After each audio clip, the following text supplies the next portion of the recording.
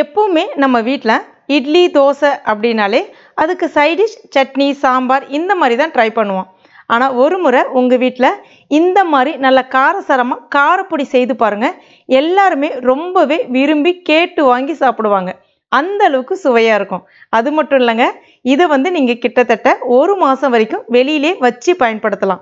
முக்கியமாக பேச்சுலர்ஸ் ஹாஸ்டலில் தங்கியிருக்கிறவங்களுக்குலாம் இது ரொம்பவே பயனுள்ளதாக இருக்கும். அதை விட ஒரு முக்கியமான விஷயம், நம்ம வீட்டில் சட்னி சாம்பார்லாம் வைக்க முடியாமல் கொஞ்சம் சோம்பேறித்தனமாக இருந்தோம் அப்படின்னா ஜஸ்ட் 1 ஸ்பூன் மட்டுமே இதை பயன்படுத்தி இட்லியோடு தொட்டு சாப்பிட்டு பாருங்கள். அவ்வளோ ஒரு சுவையாக நல்லா ஜம்முன்னு இறங்கும். இதை இப்போ நம்ம எப்படி செய்யறதுன்னு பார்க்கலாம். இந்த ரெசிபி செய்யறதுக்கு நான் முதல்ல 200 கிராம் அளவுக்கு பூண்டு தோல் உரிச்சிட்டு கழுவிட்டு அந்த ஈரம் போக தவளால் தொடச்சிட்டு எடுத்து வச்சுருக்கேன். கொஞ்சம் கூட ஈரம் இருக்கக்கூடாது பார்த்துங்க. அதே மாதிரி நான் பூண்டு வாங்கும்போதே நல்ல பெரிய பல்லு பூண்டாக வாங்கியிருந்தேன். அதை 2 அதாவது சின்ன சின்னதாக கொஞ்சம் கட் பண்ணி எடுத்துருக்கேன். ரொம்ப பொடிசாக கட் பண்ணாதீங்க. இதுவே சின்ன சைஸ் பூண்டாக இருந்ததுன்னா நீங்கள் கட் பண்ண வேண்டிய அவசியம் இல்லை. கொஞ்சம் பெருசாக இருந்துச்சுன்னா சட்டுன்னு வறுபடும் அப்படின்றதுக்காக நான் 2 வெட்டி வச்சுருக்கேன். அடுத்ததாக 200 கிராம் அளவுக்கு வரமிளகாய் எடுத்திருக்கேன். பூண்டு எந்த அளவுக்கு எடுக்கிறீங்களோ அதே அளவுக்கு மிளகாய் பயன்படுத்தணும். மிளகாய் இந்த அளவுக்கு பயன்படுத்தினா ரொம்ப காரமாக இருக்குமே அப்படின்னு நீங்கள் பயப்படாதீங்க. இதில் நம்ம இன்னும் பிற பொருட்களை சேர்க்க போகிறோம். அந்த காரத்தை கரெக்டாக உங்களுக்கு அட்ஜஸ்ட் பண்ணி கொடுக்கும். அதே மாதிரி இது ஒரு 2 நாள் தான், அதாவது ஃபஸ்ட்டு 2 நாள் தான் ரொம்ப காரமாக இருக்கிற மாதிரி இருக்கும். அதுக்கப்புறம் எண்ணெயில் ஊற அந்த காரம் உங்களுக்கு கரெக்டாக ஆகிடும். டேஸ்ட்டும் சூப்பராக இருக்கும். அடுத்ததாக ஒரு 15லேருந்து 20 போல் நிறத்துக்காக மட்டும் காஷ்மீரி மிளகாய் பயன்படுத்துகிறேன். இது காரம் இருக்காது, நல்ல ஒரு நிறம் கொடுக்கும். அதுக்காக தான். இது உங்ககிட்ட இல்லைன்னா அப்படியே நீங்கள் ஸ்கிப் பண்ணிக்கலாம், தேவையே இல்லை பயன்படுத்தணுன்ட்டு. அடுத்ததாக தேவையான அளவுக்கு கல்லுப்பு எடுத்துருக்கேன். இந்த ரெசிபிக்கு கல்லுப்பு தான் பயன்படுத்தணும். அந்த டேபிள் சால்ட் இருக்குல்ல, அந்த பொடி உப்பு அது பயன்படுத்தக்கூடாது. அடுத்ததாக ஒரு சின்ன எலுமிச்சப்பழ சைஸில் புளி எடுத்திருக்கேன். புளி இது லைட்டாக அந்த இனிப்பு புளிப்பு சுவையோடு கலந்து இருக்கும். நீங்கள் பயன்படுத்தக்கூடிய புளி புளிப்பு சுவை ஜாஸ்தியாக இருக்குன்னா இதில் சிறிதளவு கொஞ்சமாக வெல்லம் பயன்படுத்திக்கலாம். இந்த ரெசிப்பியில் நான் எங்கன்னு சொல்கிறேன், அந்த இடத்துல சேர்த்துங்க. இது இனிப்பும் புளிப்பும் கொஞ்சம் கலந்த மாதிரி இருக்கும். அதே மாதிரி அந்த புளியில் அந்த நார்லாம் இருக்கும்ல, அதை எல்லாத்தையுமே நீக்கிட்டு எடுத்து வச்சுக்கோங்க. அதுக்கு அடுத்தது ஒரு பேனில் எண்ணெய்லாம் எதுவுமே சேர்க்காதீங்க. இந்த ரெசிபிக்கு எண்ணெய்லாம் எதுவுமே பயன்படுத்தக்கூடாது. அதாவது வறுக்கும்போது சொல்கிறேன் நான். நம்ம ரெடி பண்ணி வச்சுருக்கோம்ல மிளகாய், அதை சேர்த்துக்கலாம். மிளகாய் காம்புகளோடு பயன்படுத்துங்க. அப்போ தான் விதை வெளிப்படாமல் கருகாமல் இருக்கும், சுவை மாறாமல் இருக்கும். ரொம்ப நேரம் வறுக்கணும் அப்படின்னு கிடையாது. லைட்டாக மிளகாய் வறுபட்டு ஒரு வாசனை வரும். அப்படியே எடுத்து வேற ஒரு பிளேட்டுக்கு மாற்றி வச்சிடலாம். அதுக்கு அடுத்ததான் அதே பேன்லே பூண்டு. இப்போவும் நான் எண்ணெய் சேர்க்கல. இப்போ இந்த பூண்டு மிதமான தீயில் வச்சுட்டு லைட்டாக அப்படியே வறுக்க ஆரம்பிங்க. அப்படியே கொஞ்சம் கொஞ்சமாக அதில் இருக்கக்கூடிய அந்த ஈரத்தன்மை எல்லாமே படிப்படியாக குறைய ஆரம்பித்து லைட்டாக நிறம் மாறி வர ஆரம்பிக்கும். லைட்டாக கடாய் கொஞ்சம் அப்படியே கருப்பாகிற மாதிரி இருக்கும். பயப்படாதீங்க, அதெல்லாம் சட்டுன்னு கழுவிடலாம். தண்ணி ஊற்றி ஊற வச்சிங்கனாலே பட்டுன்னு கழுவிடலாம், ஒன்றும் பிரச்சனை கிடையாது. இப்போ பாருங்கள், லைட்டாக இந்த மாதிரி நிறம் மாதிரி சூப்பராக வந்திருக்கு பாருங்கள். நல்ல ஒரு வாசனையும் வரும் பூண்டு வறுபடும் போது. இதை இப்போ நம்ம வேற ஒரு பிளேட்டில் மாற்றி வச்சிடலாம். அடுத்துதான் அந்த காஷ்மீரி மிளகாய் வச்சுருந்தோம்ல, அதை இது கூட சேர்த்துக்கலாம். சேர்த்துட்டு அதே மாதிரி தான் மிதமான தீயில் வச்சுட்டு லைட்டாக அப்படியே சூடேறி மிளகாய் அப்படியே லைட்டாக உப்பி வர ஆரம்பிக்கும். இந்த ஸ்டேஜில் அப்படியே இதை நம்ம எடுத்து வச்சிடலாம்.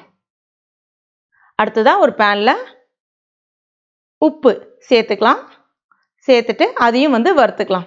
எப்பவுமே உப்பில் ஈரத்தன்மை இருக்கும். நம்ம வறுத்துட்டு பயன்படுத்தணும்னா நம்ம செய்யக்கூடிய அந்த ரெசிபி ரொம்ப நாளைக்கு கெட்டு போகாமல் இருக்கும். அதுக்காக தான். இப்போ பாருங்கள், உப்பு நல்லா வறுபட்டுடுச்சு. இதுவும் நம்ம மாற்றிடலாம். அடுத்ததாக அதிலே புளி சேர்த்துக்கலாம். கொஞ்ச நேரத்துக்கு மட்டும் லைட்டாக அப்படி வறுத்துங்க. ஏன்னா அந்த புளியில் ஈரத்தன்மை அது மாதிரி இருக்கும். சப்போஸ் புளியில் டஸ்ட் அந்த மாதிரி இருக்குன்னா நீங்கள் தாராளமாக கழுவிட்டு, அதாவது புளியை ஜஸ்ட் ஒரு தண்ணி மட்டும் விட்டு அலசிட்டு நீங்கள் சேர்த்துக்கலாம். அதனுடைய ஈரத்தன்மை போகிற அளவுக்கு மட்டும் வறுத்துக்குங்க. இப்போ பாருங்கள், இதையும் நம்ம மாற்றிடலாம். அடுத்ததாக ஈரம் இல்லாத ஒரு மிக்சி ஜாரில் அந்த காஷ்மீரி மிளகாய் வச்சுருந்தோம்ல, அதை இது கூட சேர்த்துக்கலாம். அடுத்ததாக நம்ம மிளகாய் வச்சுருந்தோம்ல, அதை சேர்த்துக்கலாம். மிளகாயில் நான் இன்றைக்கி காம்போடு தான் சேர்த்து செய்ய போகிறேன். உங்களுக்கு காம்பு சேர்க்க விருப்பம் இல்லைன்னா சிசரை பயன்படுத்தி அந்த காம்பை மட்டுமே நீங்கள் கட் பண்ணிவிட்டு தூர போட்டுடலாம். ஆனால் காம்புகளோடு சேர்த்து செய்யும்போது நல்லாயிருக்கும். அடுத்ததாக புளி வச்சுருந்தோம்ல, அதை சேர்த்துக்கலாம். வேறு எதுவுமே சேர்க்காதீங்க. ஃபஸ்ட்டு இதை நல்லா அரைச்சிக்கலாம். அரைக்கும் போது ரொம்ப நைஸான பவுடர் அரைச்சிடாதீங்க. இந்த மாதிரி லைட்டாக கொரகொரப்பாக இருக்கிற மாதிரி அரைச்சிக்கங்க. அடுத்ததான் வறுத்து வச்சுருக்க பூண்டு, உப்பு சேர்த்துட்டு ஜஸ்ட் பல்ஸ் மோடில் விட்டு 2 பல்ஸ் 3 பல்ஸ் அந்த மாதிரி, அதாவது ஜஸ்ட் ஒரு தடவை திருவுங்க, அதுக்கப்புறம் ஆஃப் பண்ணிவிடுங்க, ஒரு தடவை திருவுங்க, அதுக்கப்புறம் ஆஃப் பண்ணிவிடுங்க, அந்த மாதிரி விட்டு இப்படி அரைச்சிக்கணும். ரொம்ப ஓட விட்டுட்டிங்கன்னா அப்படியே நைஸான பேஸ்ட் ஆகிடும், அது நல்லா இருக்காது, அந்த டேஸ்ட்டே வந்து மாற்றிடும். லைட்டாக அப்படியே அங்கங்கே லைட்டாக அப்படியே குறகுறப்பாக இருக்கணும், அப்போ தான் வந்து இந்த காரப்பொடி அவ்வளோ டேஸ்ட்டாக இருக்கும். இந்த மாதிரி அரைப்பட்ட பிறகு நான் நல்லெண்ணெய் எடுத்து வச்சுருக்கேன். கிட்டத்தட்ட ஒரு 100 ml அளவுக்கு நல்லெண்ணெய் எடுத்து வச்சுருக்கேன். அதாவது காய்ச்சாத பச்சை நல்லெண்ணெய், அப்படியே ராவாக இருக்குது. எடுத்தோன்னே எல்லாத்தையுமே சேர்த்துறாம கொஞ்சம் கொஞ்சமாக சேர்த்துட்டு நம்ம அரைக்கணும். இதில் வந்து தண்ணிலாம் எதுவுமே சேர்க்காம அரைக்கணும், அப்போ தான் வெளியில் வச்சு நம்மளால் பயன்படுத்த முடியும். வெறும் எண்ணெய் மட்டுமே சேர்த்துட்டு இங்கே பாருங்கள் இந்த மாதிரி அரைச்சிக்கிட்டேன்.